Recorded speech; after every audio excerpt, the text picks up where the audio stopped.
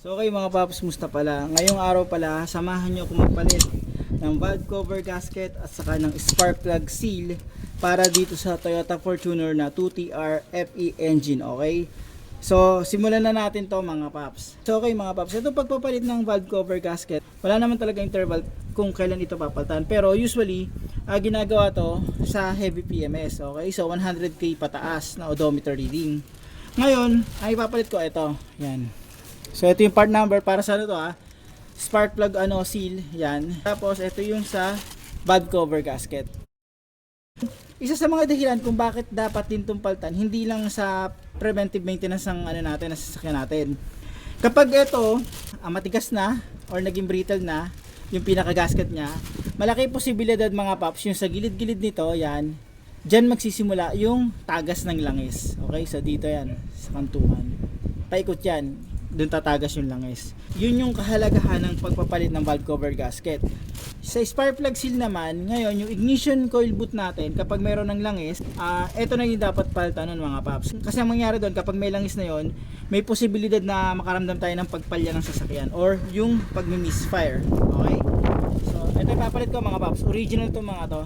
Simulan na natin to dito mga paps. Gawin mga paps, tatanggalin natin yung negative terminal ng battery.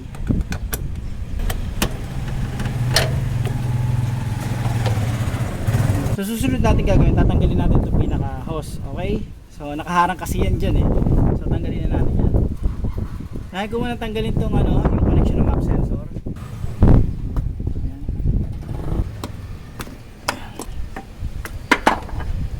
Tapos tanggalin ko to.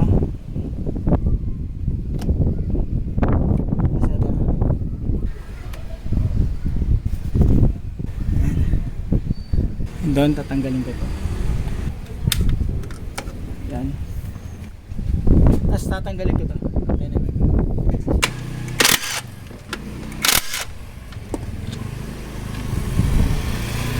Tapos eto. Yan. Tapos yun dito. So eto.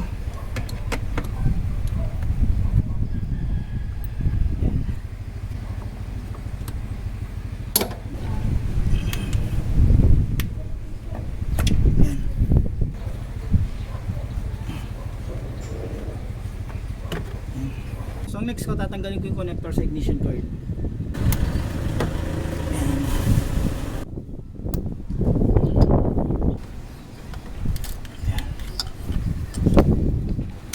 Ayan. So ang next ko mga paps, yung apat na ignition coil. So 10mm lang yan.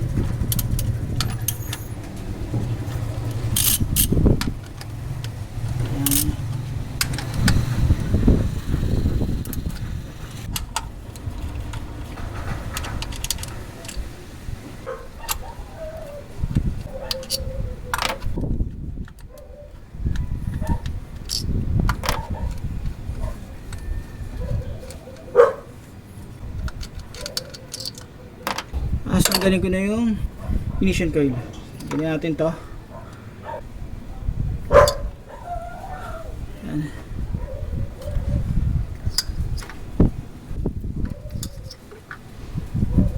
So ang next natin ito. Yeah, meron yung dito. Tanggalin natin yan. 10mm yan.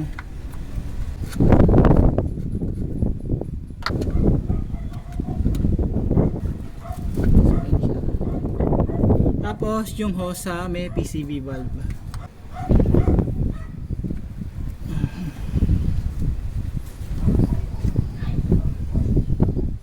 Ngayon ang next natin, ito mga paps. Nakita nyo to? Yan. Yung sa harness. Yung pinaka-lock sa harness. Yan. Okay. Meron pang isa dito na naputol na So ang gagawin ko, tatanggalin ko. Ganito lang yan mga paps. Meron yung ditong isa. Iaangat nyo lang yan. Angat. Tapos yan lang. Okay? So ganun din dito.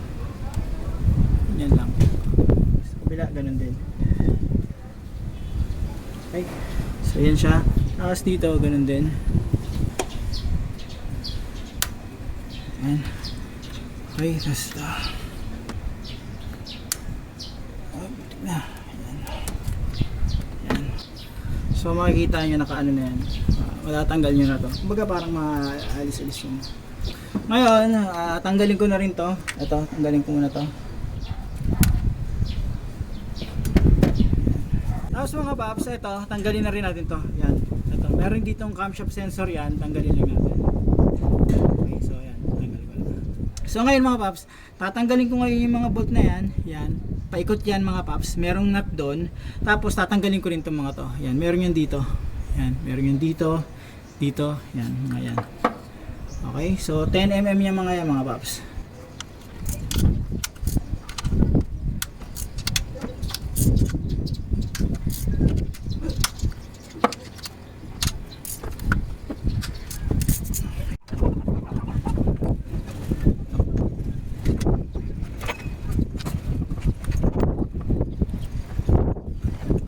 So tapos ko na yung nandito. Ngayon, yung sa palibot naman.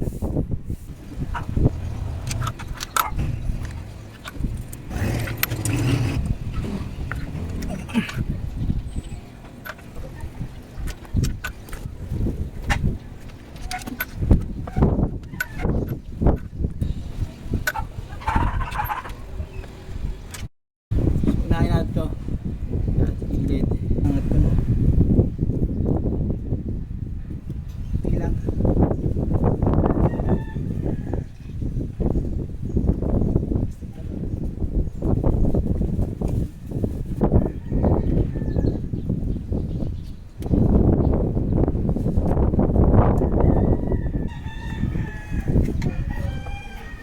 Okay, so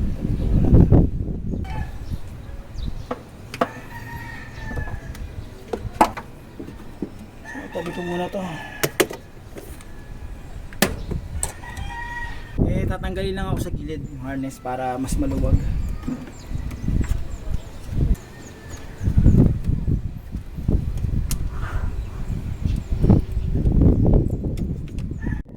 So ayan mga paps, na-break ko na yung gilid nito. Ngayon, bago ko tanggalin, tatanggalin ko muna yung mga connection ng tawag dito ng fuel injector. Okay, so yung mga yan. So ayan, tanggal ko na isa. Dalawa. Bukas ito.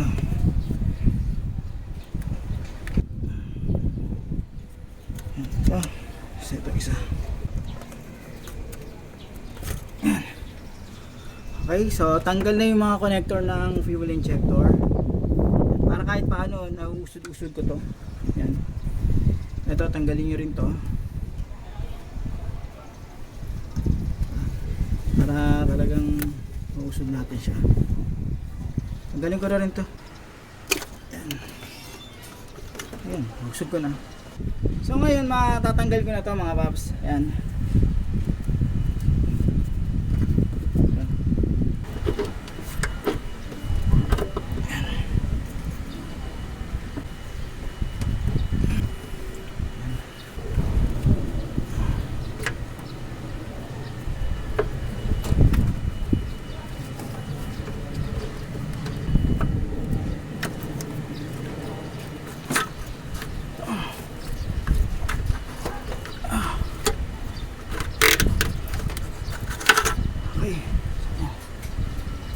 So mga paps, ito yung loob ng valve cover.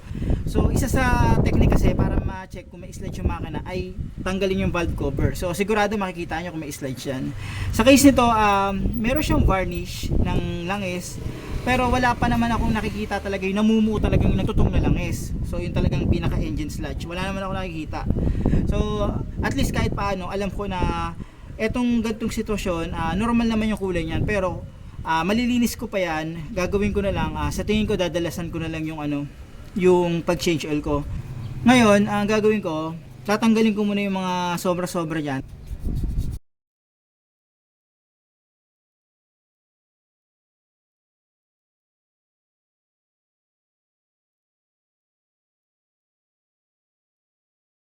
So okay mga paps, sa tingin ko okay na yung pagkakalinis ko dyan.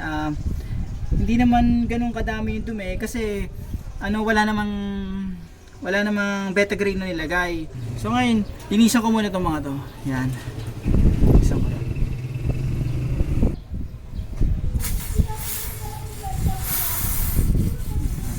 TV cleaner lang gamit ko mga paps. Yan, TV cleaner lang.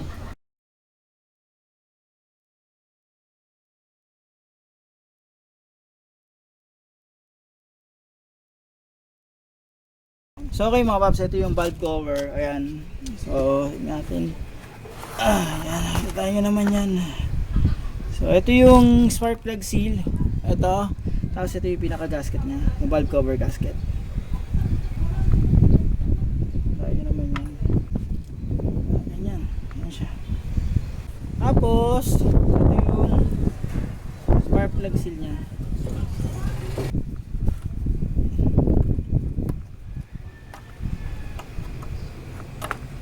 Ayan. Ngayon ito, lilinisin ko muna to. Saka ko ilalagay yung bago. Ilalagay yung bago.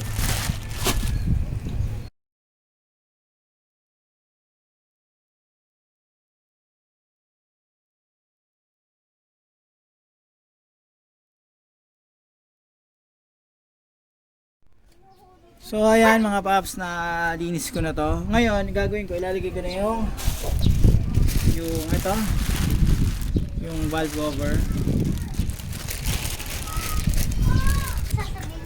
Ayun, may guide naman yan. Yan. So yung guide niyan, ito yung guide niyan. Ito kasi tingnan niyo, makikita niyo meron yan dito. Yan. Dito nakalagay yan.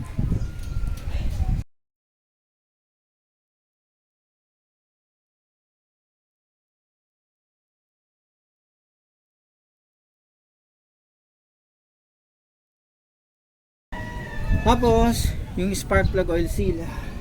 Ito.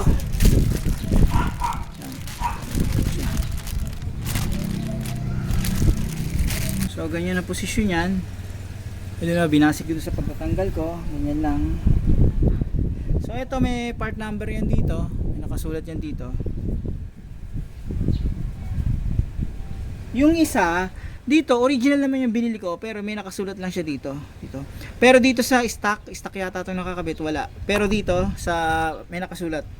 Parang ano lang dalawang letra lang yata. Tapos yung mark nito, yung pinaka logo nito, same ng logo dito nakalagay. Yung pinaka parang marking niya dito. So yan siya. Ayan. Ngayon, kakabit ko na to doon mga paps. Bago natin ito ibalik, may lalagay lang tayo. Maglalagay lang ako ng beta gray. So lalagyan ko beta gray ito, yung part na to, tapos ito. Hindi kailangan na lagyan to ng buo ng beta gray, yung valve cover. Kasi original naman yung nilalagay ko. Ngayon, kung halimbawang walang-wala talaga kayo, tapos ang bilhin nyo lang ay replacement, pwede nyo namang lagyan ng pang beta gray ng ganito, kaso manipis lang. Pero hanggat maaari, original ang bilhin nyo kasi hindi nyo na kailangan gumamit ng beta gray kapag original ang ginamit nyo.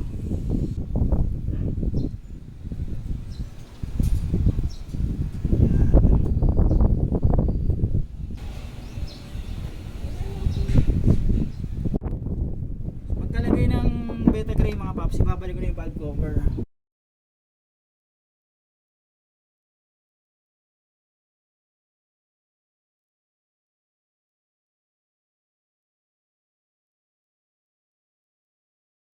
So yung next natin mga paps, kapag lagay na natin yan, yung mga bolt, unahin natin dito.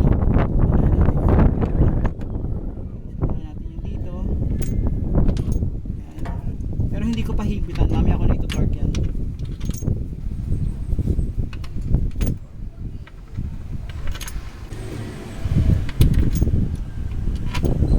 Tapos susunod ko mga paps, ito ibabalik ko na yung palibot na mga bolt.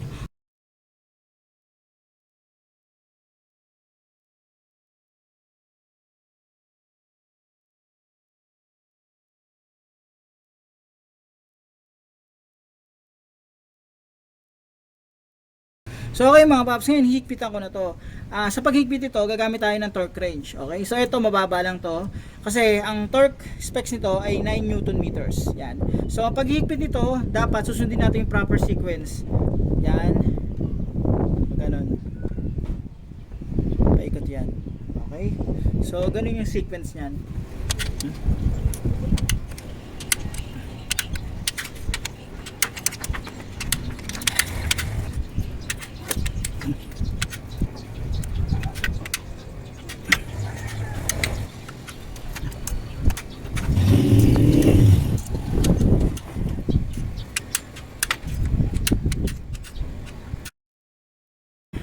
okay mga paps, ngayon ibabalik ko yung mga connector nito.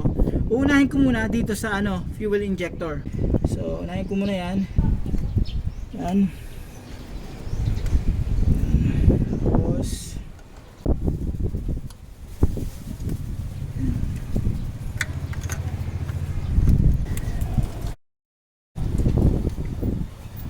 so ayan, nakakabit na yung connector ng fuel injector. Ngayon, yung mga harness naman na ayusin ko.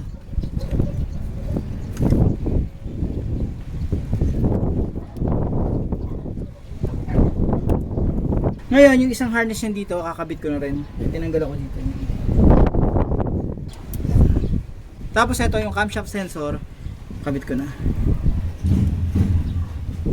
Ayan, okay na.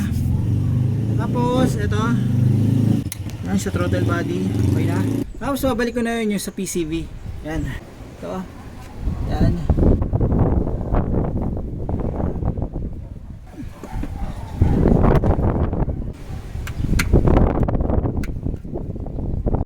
So, okay mga paps, ayan, nakabit ko na to yung PCV hose dito sa yung bracket. At check ko na yung mga connectors, saka yung mga harness, all goods naman. Ngayon ang gagawin ko, ikakabit ko na or ibabalik ko na yung ignition cord. Ang torque specs niyan 9 Newton meters.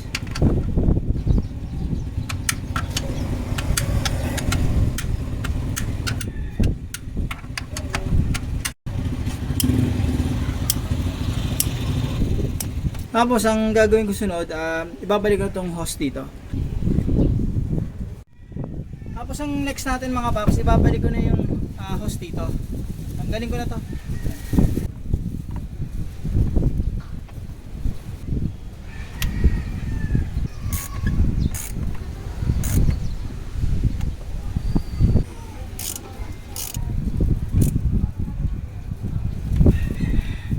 Tapos ibabalik ko na yung ito, yung hose dito.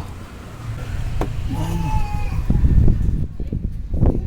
Tapos ito, yung vacuum hose dito.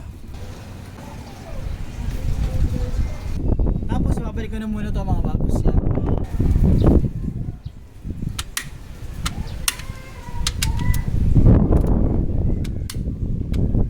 Tapos yung clip dito ibabalik ko.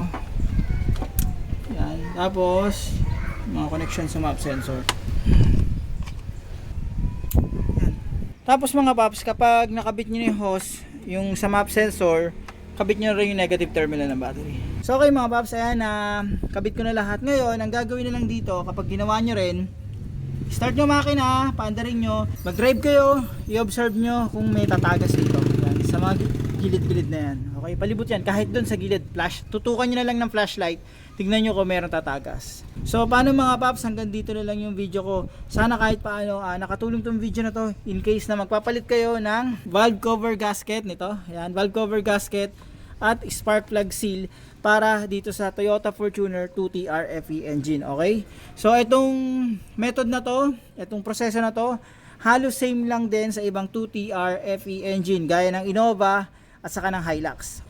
So paano mga paps? Maraming salamat sa inyo.